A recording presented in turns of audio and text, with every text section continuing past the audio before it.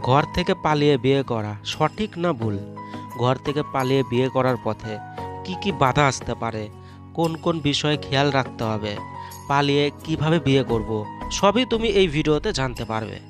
দেখো, ঘর থেকে পালিয়ে বিয়ে করার সিদ্ধান্ত কারো ক্ষেত্রে খুবই ভালো হয়, আবার কারো ক্ষেত্রে খুবই খারাপ হয়। সবই তোমার ওপর নির্ভর করবে। তোমার ফ্যামিলিতে তোমার কেমন সম্পর্ক, তোমার লাভার্সের সাথে তোমার কেমন ভালোবাসা, কতটা ভালোবাসা, তার উপর নির্ভর করবে। তাই প্রথমেই একটা প্রপার প্ল্যানিং, একটা সঠিক পরিকল্পনা ছাড়া যদি তুমি পালাও, তাহলে মারাত্মক বিপদে পড়বে। একটা সঠিক প্ল্যান অবশ্যই বানাতে হবে। দেখো, আমাদের দেশের আইন, আমাদের দেশের সংবিধান প্রত্যেককেই স্বাধীনতা দিয়েছে। তুমি যাকেই পছন্দ করো, তুমি নিজের ইচ্ছেই তাকে অবশ্যই বিয়ে করতে পারো, কিন্তু তুমি যাকে বিয়ে করতে চাও সেও যেন নিজের ইচ্ছেই নিজের থেকে তোমাকে বিয়ে করবে। তার ইচ্ছের বিরুদ্ধে কখনোই তাকে চাপ দিয়ে, ভয় দেখিয়ে, ব্রেন ওয়াশ করে, ফুসলিয়ে বিয়ে করতে চেও না, তাহলে কিন্তু মারাত্মক বিপদে পড়বে।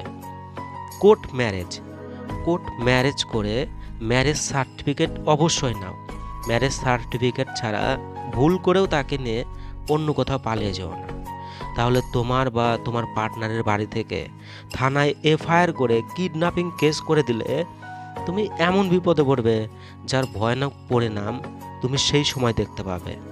তোমার লাভার্সের সাথে কনফার্ম করে 100% শিওর করে নাও সে নিজের ইচ্ছেই তোমার সাথে ভাগছে।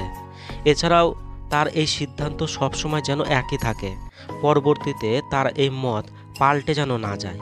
পুলিশকে দেখে, বাড়ির লোককে দেখে মত পাল্টে দিচ্ছে, তাহলে কিন্তু চরম বিপদে তুমি পড়বে। একজন লয়ার বা উকিল অবশ্যই ধরতে হবে। সম্পূর্ণ আইনি প্রক্রিয়াটা কিভাবে সম্পূর্ণ করা যাবে, কোর্ট ম্যারেজ কিভাবে করতে হবে, ম্যারেজ সার্টিফিকেট কিভাবে তুমি পাবে, কোথায় কোথায় ম্যারেজ সার্টিফিকেট জমা দিতে হবে, পুলিশ ধরলে কি করতে হবে, সবই উকিলের কথা মতো করতে হবে। তোমাদের দুজনার বয়স যদি আইন হিসেবে বিয়ের যোগ্য বয়স 18+21 হয়ে থাকে, তবেই কিন্তু পালাবে, না হলে কিন্তু কিডন্যাপিং কেসে ফেসে যাবে, বিয়ে কিন্তু আর হবে না তোমাদের।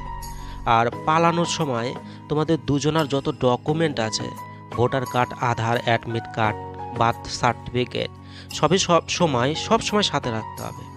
কোর্ট ম্যারেজ করার পর কোর্ট থেকে যে ম্যারেজ সার্টিফিকেট দেবে, সেটা তোমরা দুজনই তোমাদের ফ্যামিলিতে তখনই হোয়াটসঅ্যাপের মাধ্যমে পাঠিয়ে দাও, যাতে সবাই জানতে পারে তোমরা বিয়ে করেছো আইন মেনে, কেউ কাউকে কিডন্যাপ করনি, কোনো অপহরণ করনি। কিন্তু তারপরেও যদি পুলিশ ঘুষ খেয়ে এফআইআর নিয়ে তোমাদেরকে খুঁজছে, তাহলে তখন অবশ্যই সাথে সেই উকিলকে নিয়ে আর ম্যারেজ সার্টিফিকেট নিয়ে সেই থানাতে তোমরা দুজনই সরাসরি চলে যাও। আর থানাতে যাওয়ার আগে অবশ্যই উকিলকে সাথে নিয়ে কোর্টে যাও। কোর্টে গিয়ে কোর্টে জানাও তোমরা দুজন একসাথে থেকে যে আমরা আমাদের নিজের ইচ্ছেতে বিয়ে করেছি, এই আমাদের সার্টিফিকেট, কিন্তু তারপরেও আমাদের জন্য মিথ্যে এফআইআর করেছে। তাহলেই আর কোনো ভয় নেই, কারণ পুলিশ অনেক সময় টাকা খেয়ে খুবই মাতব্বরি করে মারপিট করে, অনেক মারও দেয়, সেটা আর তোমাকে দেবে না। আর তার সাথে তোমাদের মিথ্যে যে কেসটা আছে সেইটাও নষ্ট হয়ে যাবে, ওটার আর কোনো ভ্যালু থাকবে না। এবার দেখো, তোমাদের দুজনার মধ্যে যদি কারো ফ্যামিলি থেকে মারার ভয় দেখাচ্ছে, তাহলে তোমরা অবশ্যই প্রোটেকশন নিতে পারো কোর্ট থেকে, এসপি অফিস থেকে, বা লোকাল স্টেশন থেকে। এগুলো সবই উকিলের কাছ থেকে শুনে করতে হবে। এছাড়াও যেদিন তোমরা দুজন পালাবে, যেদিন তোমরা ফিক্সড করেছো যে আজকে পালাবো, ঠিক তখন থেকেই তোমাদের যে মোবাইলের সিম কার্ড রয়েছে সেটাকে খুলে রেখে দাও, যাতে পুলিশ তোমাদেরকে লোকেশন ট্র্যাক করে ধরতে না পারে। যতক্ষণ না তোমাদের বিয়ে হচ্ছে তার আগে যদি পুলিশ ধরে, তাহলে কিন্তু তোমাদের আর বিয়ে হবে না, পুলিশ ধরে নিবে। তো সেইটা যেন না করতে পারে। এবার জানবো ঘর থেকে পালিয়ে বিয়ে করা সঠিক না ভুল। দেখো, তোমরা দুজন যদি দুটি অন্য ধর্মেরও হয়ে থাকো, ধরো বৌদ্ধ ও জৈন, তাহলেও কোনো সমস্যা নেই।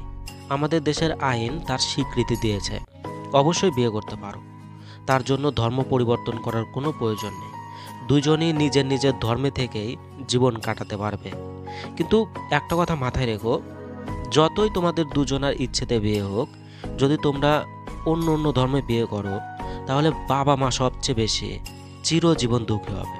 যদি একই ধর্মে বিয়ে করো, তোমার লাভার যদি যোগ্যতম নাও হয়, একই ধর্মে বিয়ে করেছো, তোমার লাভার্স তোমার যোগ্যতম নয়, তবুও ধীরে ধীরে বাবা মা সেটা মানতে পারে, অবশ্যই একসময় মেনে নেয়।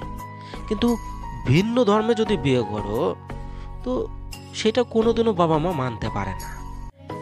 তাই বাবা মাকে চিরজীবন দুঃখী করে পালিয়ে কখনোই বিয়ে করা ঠিক না।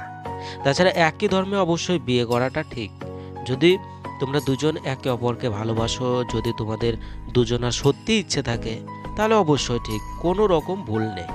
তো দেখো, খুবই গুরুত্বপূর্ণ ভিডিও, অবশ্যই এই ভিডিওটাকে কাজে লাগাতেই হবে যদি তুমি তোমার লাভার্সকে নিয়ে পালাতে চাও, পালিয়ে যদি বিয়ে করতে চাও। তো খুবই গুরুত্বপূর্ণ ভিডিও, কাজে লাগাও। অনেক অনেক ভালোবাসা রইল। বাই।